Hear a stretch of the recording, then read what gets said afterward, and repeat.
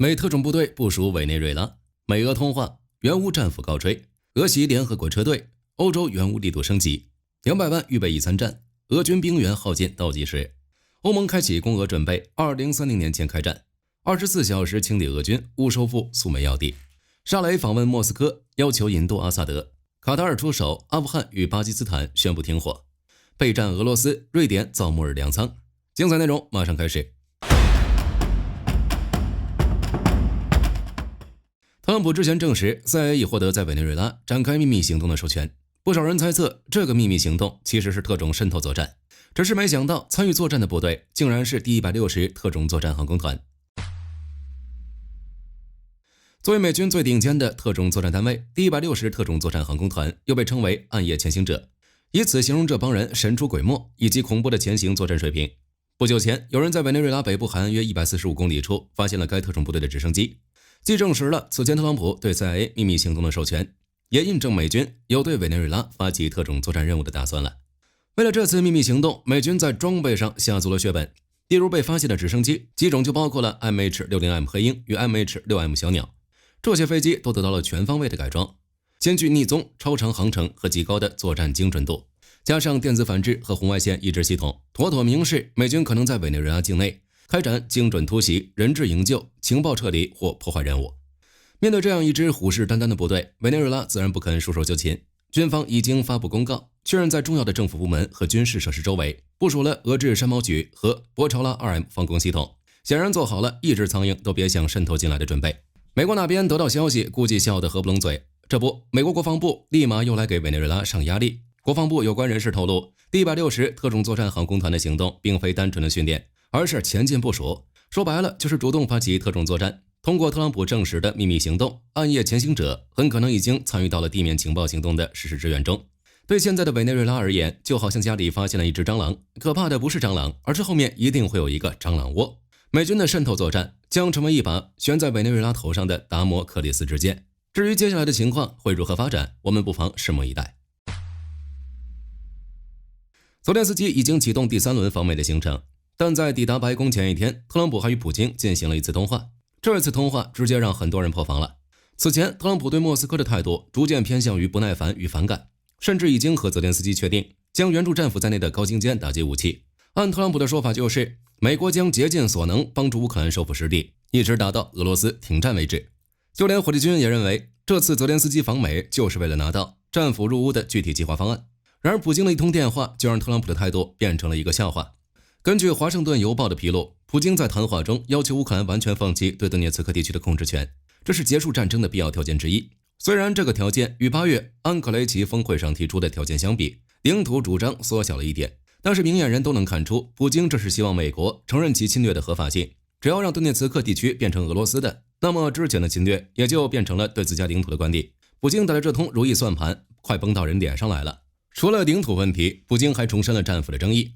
他认为战俘不会改变局势，但会影响俄美两国的关系，以及导致事态升级，几乎掐准了特朗普大事化小、小事化了的心理。关键是特朗普还真就吃这一套。第二天，泽连斯基与特朗普展开会面。当他再度提及战俘导弹时，特朗普明确表示，美国不会向乌克兰提供远程打击武器，别说战俘，哪怕是更次一点的武器，只要拥有深入俄罗斯境内的威力，也不会提供给乌克兰。原因几乎是普京的原话，这可能导致事态升级，态度转变之大，泽连斯基也猝不及防。实话实说，俄罗斯的侵略战争不可能因为一次通话而结束。特朗普和普京在布达佩斯还有一次会面约定，也许这次面谈的特朗普不太满意，战俘第二天马上入乌也说不定。比起特朗普的摇摆不定，欧洲那边却对乌克兰展现出支援升级的态度。只因俄军在这时竟敢袭击联合国车队，还险些伤及一名北约成员国的官员。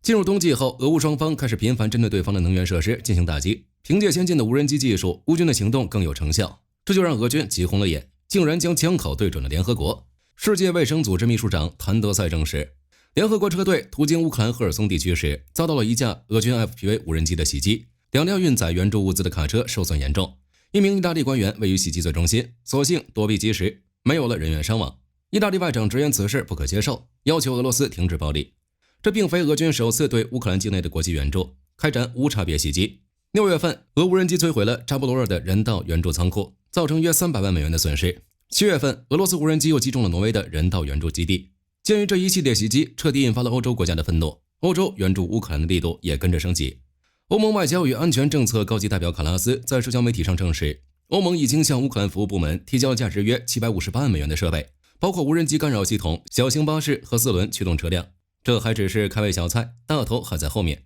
此前，泽连斯基在基辅会见卡拉斯，卡拉斯透露，欧盟正在制定针对乌克兰的一揽子支持计划，包括拨付1.17亿美元，帮助乌克兰修复发电设备和应对恶劣天气的相关设施，加上之前乌克兰与波兰合作的无人机系统联合行动小组，以及专门前往丹麦分享反无人机经验的特派团，欧洲与乌克兰的合作越来越密切。这也意味着欧洲对乌克兰的援助力度只会越来越大。之所以出现这种情况，俄罗斯功不可没。面对欧洲与乌克兰的联合包夹，俄军前线战场正在节节败退。但更要命的是，后方兵员也开始告危。这种时候，普京不得不启动200万预备役。面对乌军强烈的抵抗，俄军所有的侵略手段都失去了用武之地。但这好歹能达成战略制衡，兵员方面出现大问题才是最绝望的。战争是武器的较量，但武器也需要人来使用。前线战事屡屡受挫，让俄军投入战场士兵的速度远远赶不上士兵阵亡的速度。前线缺人成了常态，更让俄国防部窘迫的是，哪怕动用高额的入伍补贴奖励，也无法打动俄罗斯的年轻人。可见俄罗斯年轻人都学聪明了，钱虽然重要，但也得有命花。这种情况下，普京正式签署法案，授权200万合同至预备役人员，以志愿者身份参与境外军事行动。200万士兵看似数量庞大，但别忘了，他们只是预备役人员。所谓预备役，说白了就是民兵。这些人平时以普通平民的身份生活，每年只接受1个月的军事训练，不求成为一个合格的战士，能够搞懂一些武器的使用方式以及特定的战术手势，就要谢天谢地了。这次预备役法案通过，的确意味着俄军兵力能在短时间内得到迅速补充，但更意味着俄军的损失将以指数爆炸的形式增长。毕竟数百万个枪都没开过几发的新兵上战场，大部分人只能沦为炮灰。乌克兰情报部门给出了一组数据，2024年11月至2025年7月期间，超过25000名俄罗斯中央军区的士兵和军官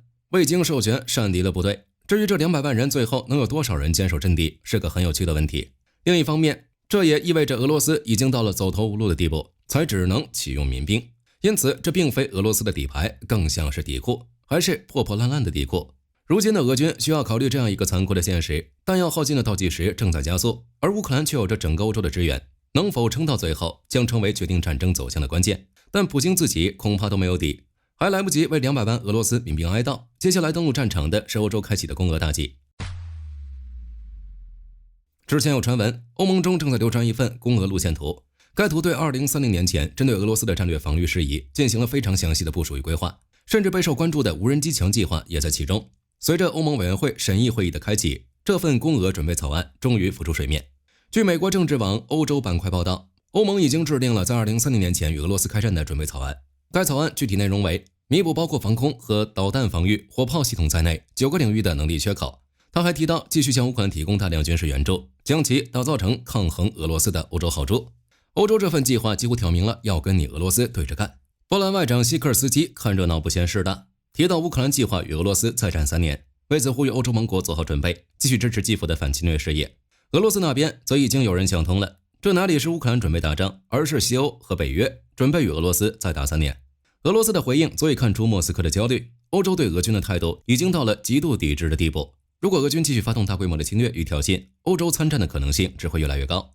除了欧盟公布开战准备，俄乌前线传来了喜人的战报。ABC 新闻援引乌军总参谋部的报道，过去24小时内，乌军对红军村沿线 5.4 平方公里的土地完成了清理工作。这个范围内的俄军外部据点和阵地都被全数摧毁。乌克兰的突击部队则乘势推进了 1.6 公里，保障了红军村周围的安全。这次乌军使用的战术依旧是无人机开路、炮兵洗地以及坦克两翼包抄和步兵收围的老套路。事实证明，打俄军并不需要多复杂的战术，俄军的傲慢就是最大的破绽。被俘的俄军透露，连长曾承诺最晚3天就能回家，结果真回家了，只不过是被乌军赶回了家。除了红军村的大捷，乌军还顺带收复了苏梅要地奥列克西夫卡。最新的动态地图显示，乌军已经进入奥列克西夫卡中部，并收复了南部地区。网上流传出大量现场的视频，画面中乌军成功击退了前来增援的俄军部队，乌军的无人机在阵地外被击落，俄方预备队的进攻也在尝试后宣告失败。由此看来，俄军已经失去了奥列克西夫卡这一关键地区的控制权，这也成为了乌军收复失地的重要一战。但这只是开始，俄军将不得不吐出更多蚕食的乌克兰领土。来不及处理前线的失利，普京还要面对叙利亚新总统沙雷气势汹汹的到访。10月15日，叙利亚新总统艾哈迈德·沙雷抵达莫斯科，与普京开展首次会面。毫无疑问，他奔着2个目的来：一是商讨俄军赫梅米姆空军基地以及位于塔尔图斯的海军基地这2处驻俄基地的命运；二是引渡阿萨德的问题。第一个问题，塔斯社已公布答案。据报道，叙利亚政权外交部门负责人阿萨德·西巴尼表示，目前俄军事基地正处于暂停状态，不过叙利亚有意保留俄罗斯这些设施，两国正就修改俄罗斯与叙前政府的协议进行讨论。按西巴尼的口吻，俄军继续入驻的可能性不低。第二个问题就比较曲折了。阿萨德是叙利亚前总统，执掌叙利亚政权20多年，去年倒台后跑到了莫斯科，听说居住在一栋豪华公寓内，并长期沉迷电子游戏。沙雷在哥伦比亚广播公司10月12日播出的一档节目中表示，叙利亚将使用一切手段将阿萨德绳之以法。但俄罗斯媒体却透露，沙雷与普京当天并未在公开讲话中提及阿萨德的名字。长达2个半小时的闭门谈话是否涉及此事，也是个未解之谜。估计具体的引渡消息还在进行更细致的商谈。巴基斯坦与阿富汗自从边境冲突爆发以来，小规模摩擦不断，原以为又要打上10天半个月了，没想到停火会来得这么快。巴基斯坦外交部在当地时间10月15日宣布，应阿富汗方面要求，巴阿双方同意临时停火48小时，在此期间，双方将通过对话为这一冲突寻找解决方案。巴阿两国的矛盾起源于边境线的杜兰线，该线全长2000多公里。然而，无论是巴基斯坦还是阿富汗，都认为对方在这条线上1公里的合法权都没有。之前为了这条线，双方已经有过不少小碰撞了，这次则是火力全开，反复上演空袭与报复性反空袭。根据最新的消息，停火48小时后，打红眼的巴基斯坦和阿富汗似乎冷静了下来，直到10月19日，卡塔尔外交部的一则通告才为这事画上了句号。双方同意将暂停2个字去掉，这也预示着持续1周的边境冲突彻底落幕。除此之外，路透社还证实，双方约定10月25日在伊斯坦布尔举行后续会谈，建立停火监督机制。真要火力军说，巴阿两国真得给卡塔尔磕一个。究其原因，杜兰线问题持续了这么久，偶有小摩擦，但始终没有爆发大规模冲突。这次也犯不着把冲突扩大，毕竟阿富汗塔利班还跟以色列存在矛盾，巴基斯坦上半年跟印度交手，现在都不知道元气有没有恢复过来。双方或许本来就不想打这一架，只不过脾气来了，不得不打。好在卡塔尔给了大家一个台阶下。停火宣布后，两国确实对卡塔尔和土耳其的斡旋工作纷纷表达了感谢。这边已经停战，另一边瑞典却开始了备战。不少人对瑞典的评价估计还停留在与世无争上，但他最近却在做一件大事，启动耗资巨大的全球粮食储备计划。先说这项计划的规模，瑞典政府拨款6000多万美元，委托农业委员会负责紧急粮食储备体系的建设和管理。按瑞典政府要求，这套体系能够确保95%的瑞典居民连续3个月获得每日3000卡的热量供给，同时满足营养甚至口味的需求。这一幕让人怀疑瑞典高层是不是玩多了辐射4，但这只是表面。作为北约东翼的新成员国，瑞典地理位置极为特殊，它比邻波罗的海与欧洲大陆隔海相望。之前这样的优势还能让它保持中立国的位置，左右逢源。如今这套玩法显然不够用了，一旦俄军发动侵略，身为东翼的前沿国家，瑞典第一个遭罪。因此，对于瑞典而言，这个耗资庞大的粮食供给体系更像是一个末日粮仓，用确定的粮食应对一个俄罗斯带来的不稳定的未来。好了，一周资讯回顾就到这里。不知道各位看完视频是如何看待美军特种部队部署委内瑞拉，又怎样看待特朗普与普京通话后态度180度的大反转呢？欢迎各位在评论区留言讨论。我是火力军，我们下期再见。好的，各位观众，今天给大家推荐一款 T 恤，不仅超有态度，还堪称性价比之王。首先，它超级轻，拿在手上轻飘飘，穿上身更是零负担，舒服到让你忘了它的存在。其次，面料具透气，就像会呼吸一样，就算在外面跑1天，也能保持干爽，彻底告别黏腻感。最关键的是，价格真的让我惊掉下巴，仅需很少的钱，你就能拥有这份清爽。质量和舒适度绝对远超这个价位，闭着眼入都不亏，多买几件换着穿也毫无压力。链接已经给你们上了，这种宝藏 T 恤手慢无，赶紧去抢。